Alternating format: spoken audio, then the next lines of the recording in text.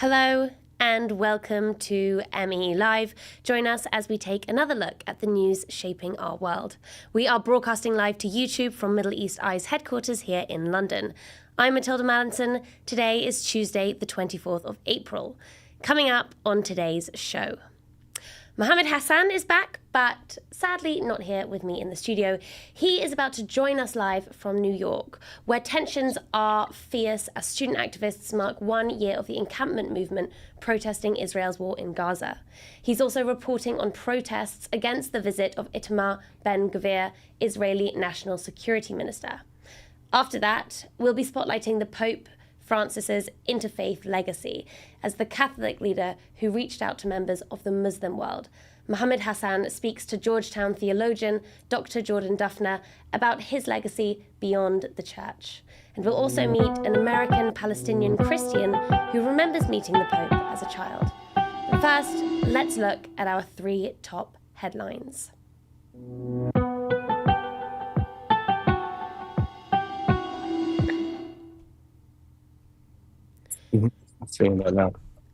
Jordan has banned the Muslim Brotherhood and declared its ideology illegal. On Wednesday, the Interior Ministry announced the group's offices and premises will be immediately shut, and any affiliation with the group will result in criminal prosecution. The Muslim Brotherhood has become one of the world's best-known political Islamic groups since its founding in Cairo in 1928. The group maintains that it is peaceful and democratic, but it is looked on as a major threat by many autocratic governments in the Middle East and North Africa. Within Jordan, the group has vocally condemned Israel's war on Gaza and urged wider Arab support for Palestinians. Their national ban comes weeks after the arrest of 16 of the group's members, who have been accused by Jordanian authorities of plotting attacks, which the Muslim Brotherhood denies.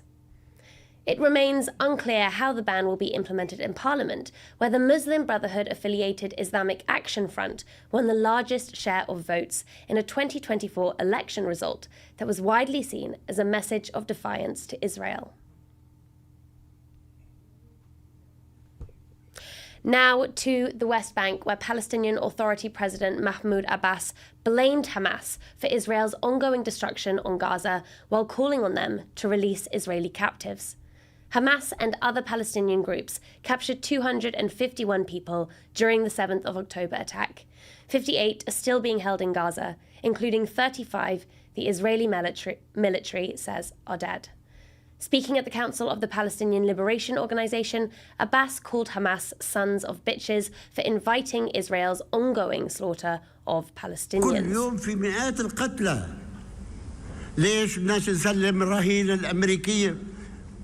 طب يا اولاد الكلب سلموا اللي عندكم هذول وخلصونا من الشغله سدوا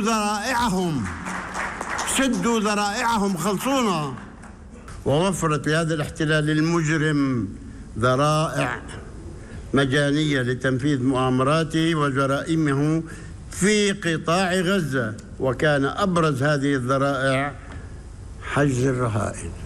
ليش حجزهم؟ طب أنا اللي عم بدفع الثمن مش إسرائيل. شعبنا بدفع الثمن. شفتوا العدد من 2007 الآن قديش صار؟ وكل يوم ندفع، ولك أخي سلمهم.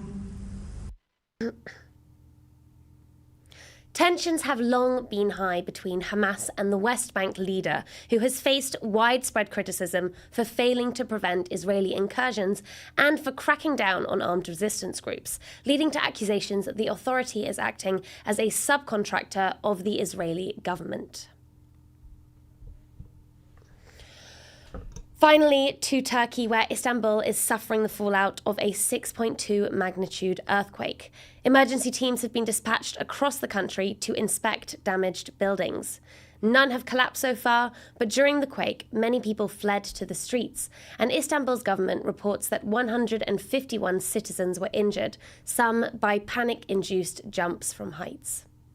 The earthquake struck in the Sea of Marmara on Wednesday at a depth of 6.92 kilometers. It comes as Turkey is still recovering from a series of devastating earthquakes in 2023 that left more than 55,000 people dead. Stay with us as we bring you news from the US, where Mohammed Hassan is on site ahead of an Israeli-led protest against the visit of Ben Gurion.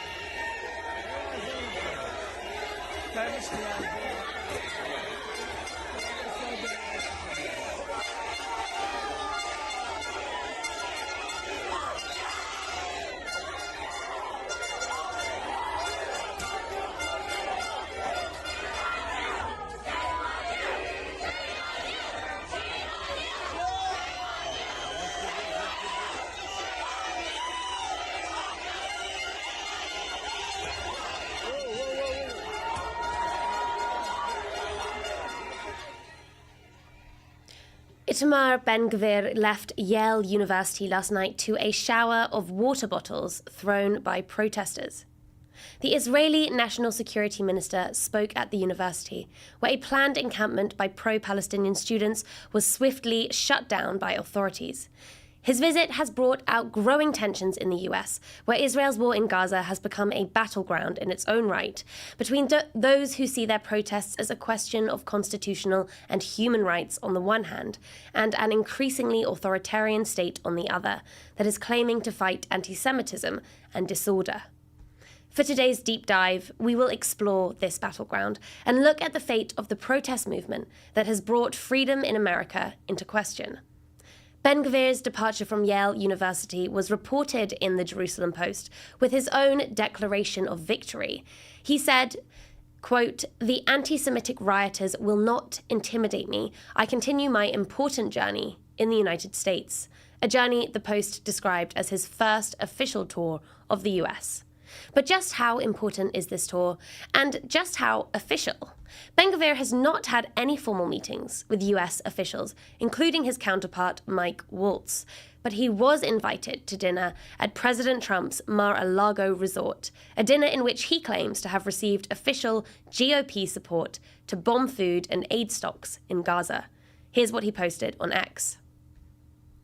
"I had the honor and privilege of meeting with senior Republican Party officials at Trump's Mar-a-Lago estate.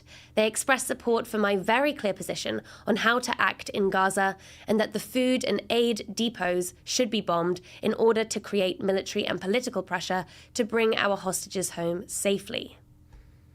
While being welcomed by the government, Ben Gvir's visit has been viciously criticized by many in the US, including the Israeli-led group Unacceptable.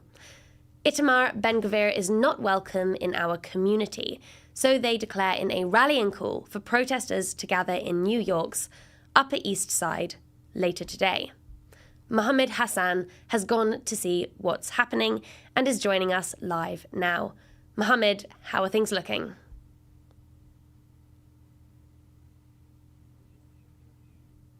We are just struggling to establish the connection with Mohammed. Hopefully we can get that back soon.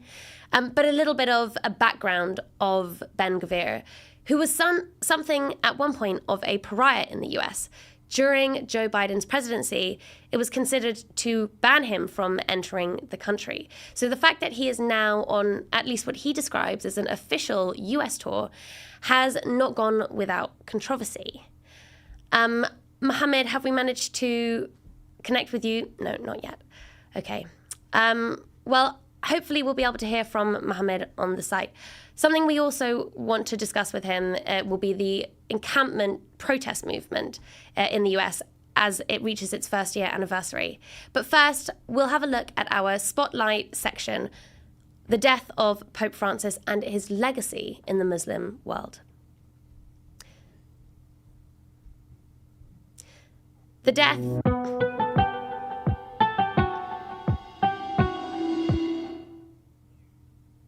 This is MEE's Spotlight. The death of Pope Francis has continued to be felt around the world this week, including in the Muslim world. Throughout his 12-year papacy, The Argentinian Pope, who was born Jorge Mario Bergoglio, made 45 international trips, a number of them to Muslim-majority nations like Egypt, Iraq, and Indonesia. There, he fostered close friendships with both Sunni and Shia leaders, and in 2019 signed the historic Human Fraternity document with the Grand Imam of Al-Azhar, Ahmed al-Tayyib. That document called on a rejection of religious extremism and promoted a culture of dialogue and collaboration between faith communities. Following his death on Monday morning from a stroke-induced coma, many high-profile Muslim leaders shared their grief and condolences. Al-Azhar's Ahmed al-Tayyib called Pope Francis a true friend to Muslims, sincere in his pursuit of peace. While the chairman of Indonesia's largest Muslim body, Nahdlatul Ulama, said in a statement, Pope Francis was tireless in his efforts to turn the Catholic Church into the caretaker and defender of humanity. An expert on Muslim-Catholic relations, Georgetown's University scholar Dr. Jordan Duffner, says those relationships went much deeper than those of his predecessors and left a lasting impact on the lives of many Muslims.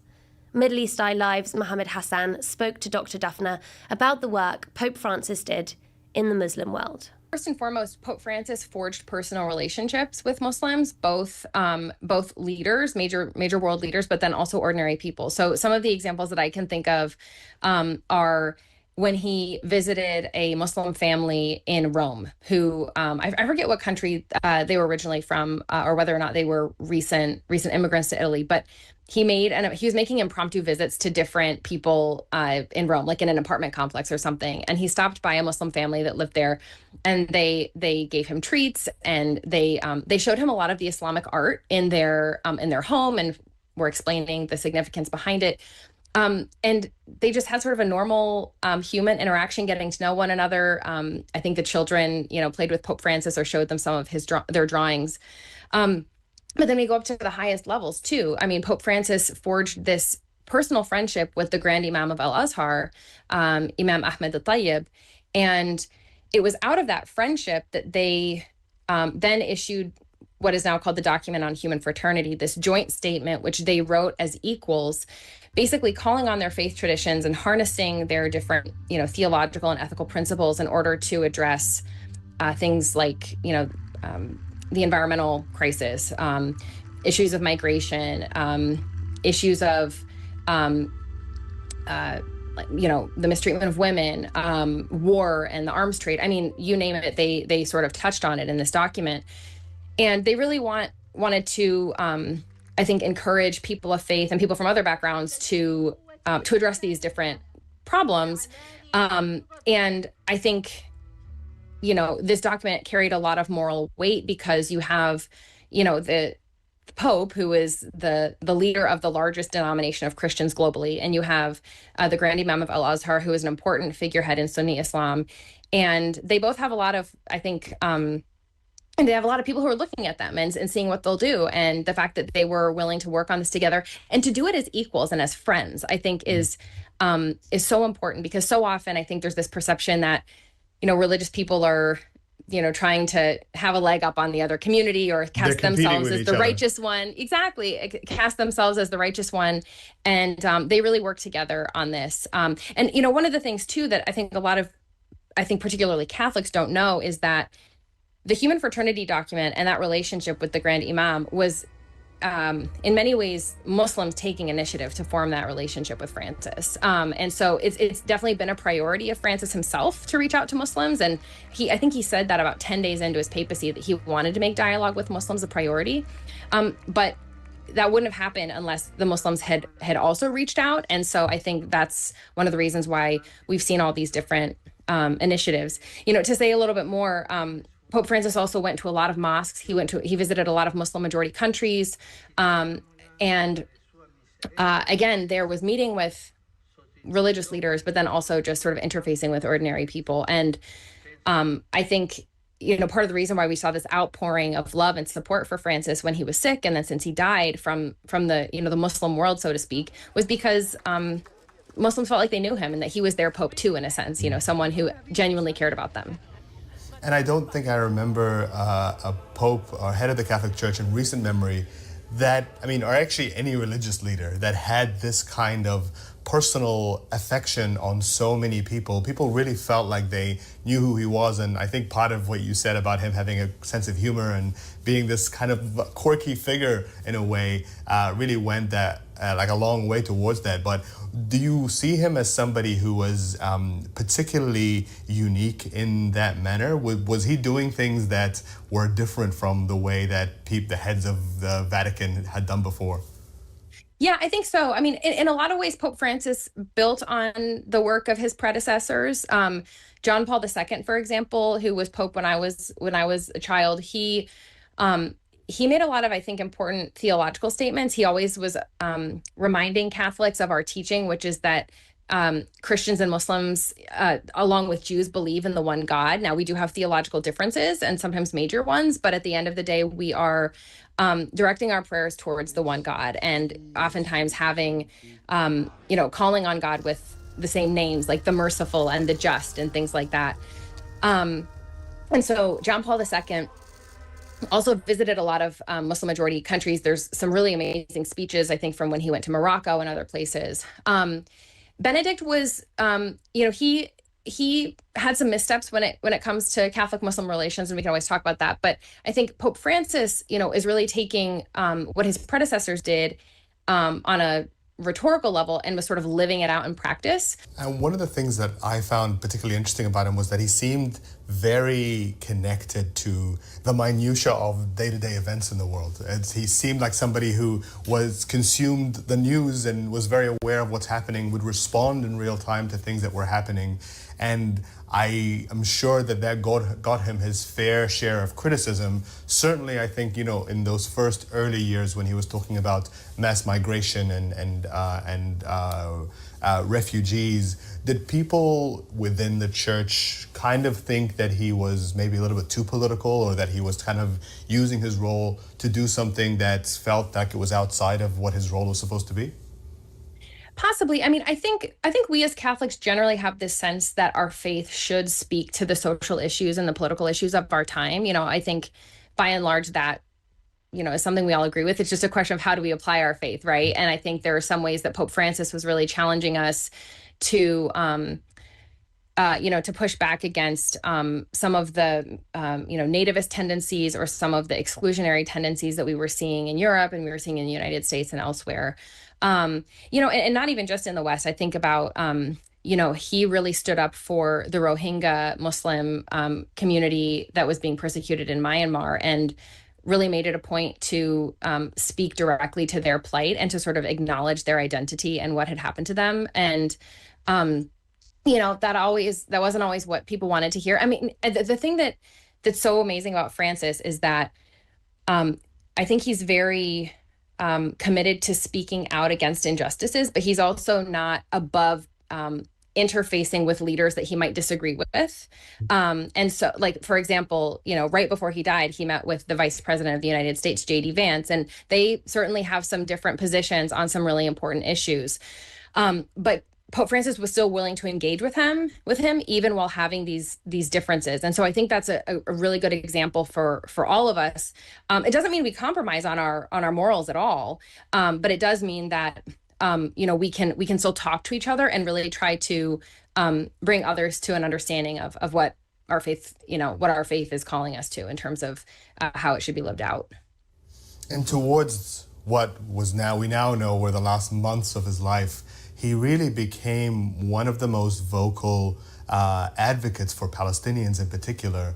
There's these stories that you hear about him talking to Palestinians in a church in Gaza every night for months on end. This really left a massive mark on not only Palestinians, but the Muslim world in general. What was that relationship like? Do you even know where it possibly could have been forged? Yeah. So I know that the pastor at the parish in Gaza is himself Argentinian, like Pope Francis. And so I don't believe they knew each other beforehand, but clearly a relationship was forged. And I'm not sure if they were in contact before October of 2023. But clearly, very quickly, they were in frequent communication, daily communication, as you said. And so Pope Francis, I think, had a very intimate understanding of what the Palestinian Christian community in Gaza was going through, and by extension, the Muslim community is there as well, because the Holy Family Parish in Gaza was housing not just Catholic Palestinians, but also Orthodox Christians and Muslims as well. I believe about 500 people have been sheltering there. And it's very, to your point before, Pope Francis is very connected with the minutia of people's lives, not just reading headlines, but very much trying to experience or understand the reality that people are living through. And I think, he felt compelled to speak out, about this and to use his platform to call for a ceasefire. I mean, he was probably one of the earliest world leaders to call for a ceasefire in Gaza, which he reiterated. I don't know how frequently, but I would guess almost on a monthly basis or bi-monthly basis, just kind of expressing this message. And, and I don't know what kind of closed door meetings he was having with leaders as well. I would not be surprised if he was, knowing, his concern for the situation. But, as Catholics, we have, and we share this value with people of other faith traditions too, that every person has inherent dignity. And whenever that, God-given dignity is not being respected, we need to advocate on their behalf. And so I think that was, that's sort of the basis that Francis is coming out of when he's calling attention to the situation of the Palestinians. And that's the same, sort of theological basis that has him speak out about lots of different issues. And so I think he really helped Catholics in many parts of the world to sort of recognize the plight of the Palestinian people in a way that they might have not before. My sense is that he will be really appreciated for the fact that he would speak out for those who are suffering regardless of their identity. I mean, that's the thing. Pope Francis wasn't just speaking out for Christians who are suffering. He was speaking out for anyone who was on the receiving end of mistreatment. That was MEELive's Mohammed Hassan speaking with theologian and Georgetown scholar Dr. Jordan Duffner. She's the author of Finding Jesus Among Muslims and the upcoming book Pope Francis and Islam. And around the world, Christian communities have come together to remember the passing of their spiritual leader. Catholics from around New York and New Jersey gathered on Tuesday at a cathedral of the Sacred Heart in Newark to hold Mass and pay their respects. There, MEE spoke to a Palestinian Christian woman, Karima Tarazzi, who says she first met Pope Francis when she was just a little girl. The first time I met Pope Francis was when my father was stationed in Argentina, and Pope Francis was Padre Francisco. A young priest had just come into the priesthood.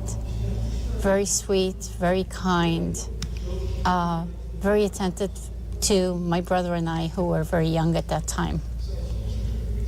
I have followed him. I followed him later in life when he became a cardinal. And my father reminded me of that time in Argentina. As a Palestinian Christian, he has fought for human rights for us and for everyone on earth. He has kept the true word of Christ, and he has lived the words of Christ and the actions of Christ, not just for the outside world, but with every breath that he took. He would stop and hold a child's hand. He would stop and tell the most powerful leaders of the world that an injustice was being committed. And he knew that, I'm sorry. As much as we knew that he's been very sick, there wasn't a day in the past year and a half that my family, who are in Holy Family and in St. Porphyrius in Gaza, did not receive a call from him to make sure that they were okay. This morning, I spoke to my family, and they said there was a silence today. We didn't hear his voice. So he will be greatly missed, but he's left us with a big responsibility to carry on the work that he did. He set such a beautiful example of what Christianity is, and it behooves me whenever I hear someone calling themselves Christian, but they cannot see us as a people, us as Palestinian Christians, Muslims, Jews, Baha'i, Samaritans, Druses, all of us, we go under one name. We're all Palestinians. Pope Francis saw that. He did not differentiate between the Orthodox and the Catholic or the Lutheran or the Anglican. He saw us all as children of God. And he cared for us, and he paid attention to all of us, and he prayed for all of us. That was Karima Tarazzi, a Palestinian American speaking at the Catholic Cathedral of the Sacred Heart in New Jersey. Pope Francis will be buried this weekend just outside Vatican City in a funeral service attended by a number of world leaders. Now, next up, we return to the US, where Mohammed Hassan is tuning in from the site of what is soon to be a protest against the visit of Ben Gurion in New York. Mohammed Hassan, are you with us? Yes, I am, Matilda. How's it going? Good. How's it going? Tell us how things are looking ahead of the protest that's planned. So right now I'm standing here in Battery Park at the south end of New York City's financial district. The reason I'm standing here is because just an hour from now, Israeli Minister for National Security, Itamar Ben Gurion, is scheduled to come and speak to a delegation of Jewish Americans and Israeli Americans here in the financial district. You showed that clip of his talk last night at Yale University that was disrupted by protesters. That same group, Yale's Shabbatai Society, who hosted him yesterday, is hosting him again today. And it is obviously controversial. He's only been here for a couple of days. He arrived on Monday, and yet every single place he's been faced with protesters. And interestingly, they haven't just been pro-Palestinian protesters like the ones that we saw at Yale yesterday. Today, he's being picketed outside his talk by pro-Israeli and pro-democracy protesters who say that they're outraged by the fact that somebody like him is even given a platform here in the US and that he shouldn't be allowed in the country at all. What do you mean when you say somebody like him? You know, Ben Gurion was once something of a pariah in the US. Now he's having dinner at Mar-a-Lago. But as you point out, it's not without a backlash. Can you just tell us a bit about his background and why his visit is seen as so controversial? So you mentioned this group Unacceptable. They describe themselves as a pro-Israeli, pro-democracy movement that has been advocating in the last 18 months for the release of Israeli hostages from Gaza. They released a statement, a petition against Ben Gurion's visit that was signed by 1,200 members of the Jewish American and Israeli American communities. That included rabbis, that included families of the hostages, as well as U.S. lawmakers. And they said in that statement that Ben Gurion's dark vision of Judaism, of Israel, and of the Middle East is not welcomed and is rejected. The organizer of the protest today and the founder of the Unacceptable group, Ofer Gutelzon, said that despite there being quite a lot of division within the U.S. American Jewish communities, there is unanimity among these groups of the rejection of Ben Gurion. Now, if you take a look at Ben Gurion's colorful history, you can kind of see why. This is somebody that ever since he was a teenager, was a visible presence on the far fringes of Israel's right-wing extremist Zionist movement. He is somebody that prescribes to Meir Kahan, a rabbi who in the 80s and 90s advocated for such extreme policies of expelling Palestinians by force if necessary, annexing all territories, including the West Bank and Gaza, that he has been banned in most of Israeli civil society. Ben Gurion himself, when he was a teenager, was so extreme that the Israeli army barred him from mandatory military service, something every Israeli has to do by the time they finish high school.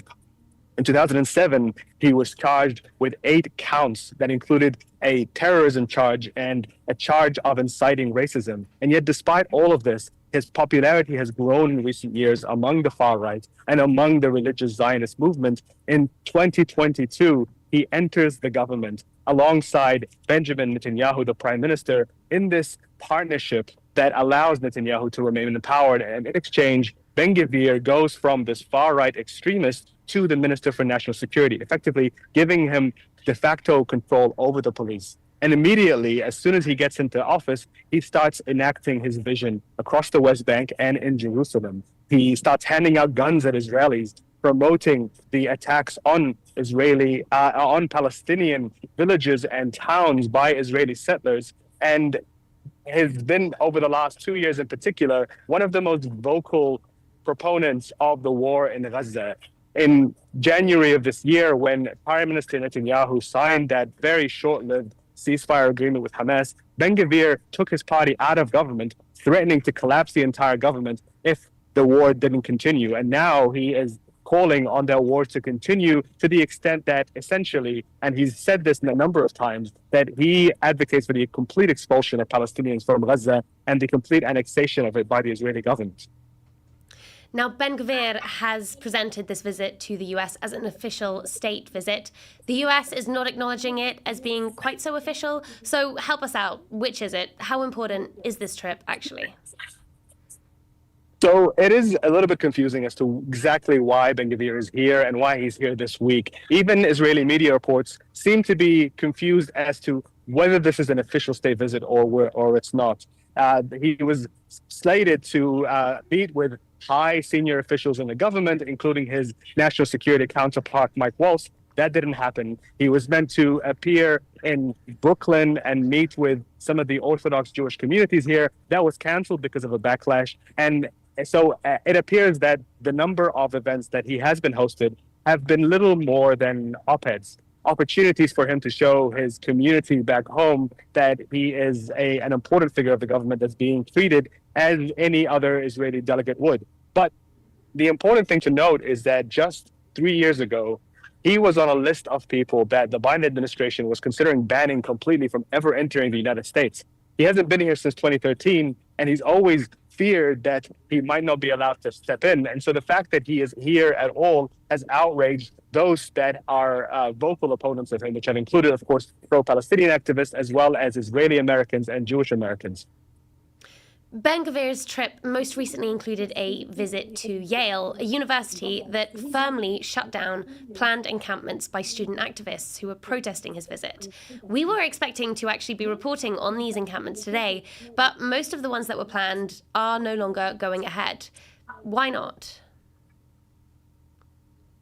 Yeah, so this week is particularly significant because it marks a year on since the beginning of these university encampments that gripped the United States and then the world. And they started from Stanford and from Columbia University here in New York. And activists that I've spoken to, students that I've spoken to, say that for weeks they have been planning a return to these encampments, to erect those tents again and to march again and to call on their administrations firstly, to divest from companies that they see are complicit with the war in Gaza, and secondly, to stop what they say is a capitulation to pressure from the Trump administration.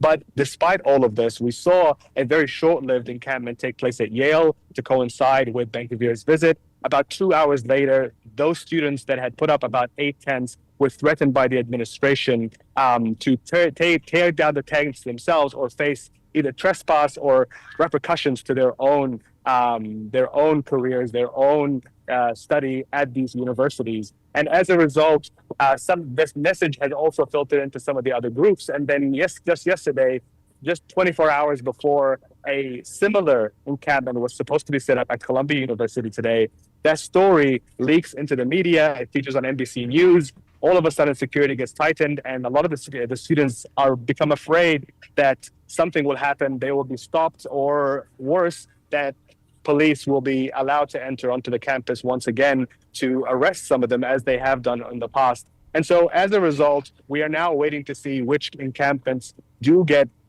built again today. We know of at least one New York campus that it will attempt to bring that encampment up. Others might follow. But as a result of everything that's happened over the last couple of days, including, I should mention, FBI raids that took place targeting pro-Palestinian students in Michigan and in and around the University of Michigan campus. Some of those people have had their devices taken off them and scanned. It really sent a shock through the Michigan student population, and that reverberates outward. So we're waiting to see what happens, but for the time being, it seems that students have put their plans on hold. You describe these much more heavy-handed shutdowns by universities of protests happening on campus. You also talked about these FBI raids that are deterring students from participating potentially in protests that they would otherwise have partaken in. Now, this is being reported, at least in Israeli media, as proof that Trump's so-called anti-Semitism crackdown is working, or at least that this marks the end to the student protest that has been going on for a year now. From where you're standing, does that seem accurate? Does this feel like, the protests are coming to a close? It's hard to describe how much of a shockwave these encampments caused in the political scene here in the US last year. They led to Senate hearing after Senate hearing. Ultimately, 5 of the most powerful university administrators, presidents of Ivy League institutions, had to leave their jobs as a result of what a lot of US politicians were accusing them of creating an environment, allowing an environment of anti-Semitism to foster that made so-called Jewish students on campus afraid. That has been refuted, of course, by the encampments themselves and by a number of Jewish students at a lot of these campuses that we've spoken to that have taken part themselves in the encampments. And so this was the context for when Donald Trump enters office. One of the things he campaigns on is he's going to start arresting, detaining, and deporting any international students that take place or took part in these encampments. In the last months of last year, a number of students here at Columbia were either questioned by the police, had their scholarships revoked. Some of them weren't allowed to even graduate, even just months before they were supposed to finish their qualifications. This time round, we have seen a wave of arrests, and people will, of course, be aware of the arrest of a high-profile arrest of Mahmoud Khalil, a Columbia University graduate, just outside of his home in early March. That was followed by a number of high-profile arrests, including another Columbia student, Mahmoud Mohsen Mahdawi.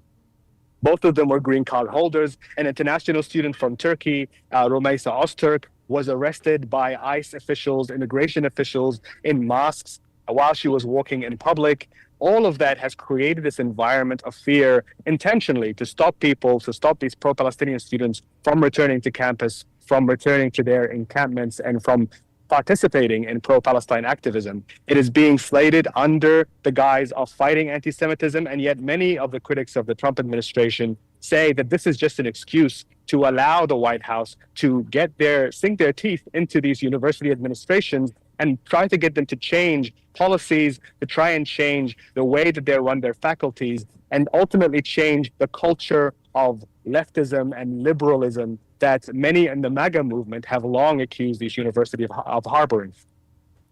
One institution is, of course, pushing back, and that is Harvard.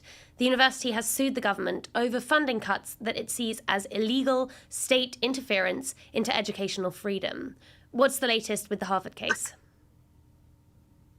Well, a number of universities have had these icky conversations with the Trump administration, and the Trump administration has had made no attempts to soften their interrogation of these faculties. They have already threatened a number of Ivy League institutions and several other universities of cutting vital federal aid funding, federal grants that these universities rely on. And that included about $400 million of an endowment to Columbia University that ultimately forced them to agree to review their Middle Eastern Studies program, which has caused outrage across the faculty, across a lot of the student body.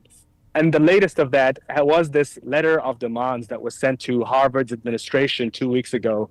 That came as a shock to Harvard, and it came as a shock to a lot of people, because what it essentially asks of Harvard is to coordinate with U.S. law enforcement, to coordinate with the Trump administration, hand them lists of international students that take part in these protests, as well as audit their own curriculum under the supervision of the Trump administration. So Harvard, which is the wealthiest university in the world, it has about $50 billion of endowment every year, is seen by many as one of, if not the only universities that has the financial weight and power to be able to push back. And that's exactly what they're doing right now. They're taking the Trump administration to court so that they can back down and stop threatening them with a funding cut. Now, these troubles are not just unfolding on US campuses. The crackdown on pro-Palestine activists fits into a wider expansion of state control that we have witnessed under the second Trump presidency. And that includes new powers of detention, mass deportations without trial, government rejections of direct court orders. While out there, Mohammed, what sense have you gotten of how these policies are affecting people living in the US emotionally and in terms of their day-to-day lives? You know, Matilda, I was last here in New York and in the United States in November, just after the election, the re-election of Donald Trump. And the mood here at that time felt really indifferent. People felt as if, well, you know, Trump is back in office. It wasn't that bad last time. It's not going to be that bad this time. And we are less than 100 days into this Trump administration. And the atmosphere here is chilling. People are incredibly uncertain. They're uncertain for many things, because of the economy, because of Trump's tariff policies. They're uncertain because of the crackdown on illegal immigration, on people that are legal migrants to this country that have yet still either been detained into ICE detention, such as the 3 pro-Palestinian students that I mentioned that are now in a FACA facility in Louisiana, and also the wide crackdown on Latin American migrants. 200 of them have been sent to a prison camp in El Salvador, and including, you know, the very high-profile Kilmar Obrego Garcia, who was, despite a court order allowing him to stay in the U.S., despite a court order saying that the United States government has to facilitate his return, the U.S. has refused. And so all of these things on top of each other have created this climate where so many people that I'm talking to now are feeling a real sense of fear, a real sense of anxiety. A number of people have told me these are US-born citizens that they are walking around with their passports in their pockets because they are afraid that they're going to turn a corner and an ICE van is going to pull up. People en masse are going to get out of it and they're going to be disappeared. People are really scared that something might happen, and whether or not that is the reality, that is certainly the fear here in the US. Mohammed Hassan, thank you for tuning in. Thank you, Matilda. Now for today, that is all that we have time for. But make sure you turn on notifications so you can catch our next show. We want to hear from you as well, and you can contact us via social media at Middle East Eye or email MEELive at middleeasteye.net. We will be here every Tuesday and every Thursday, 5 p.m. UK, and noon if you are joining us from New York or on Eastern Time. See you then.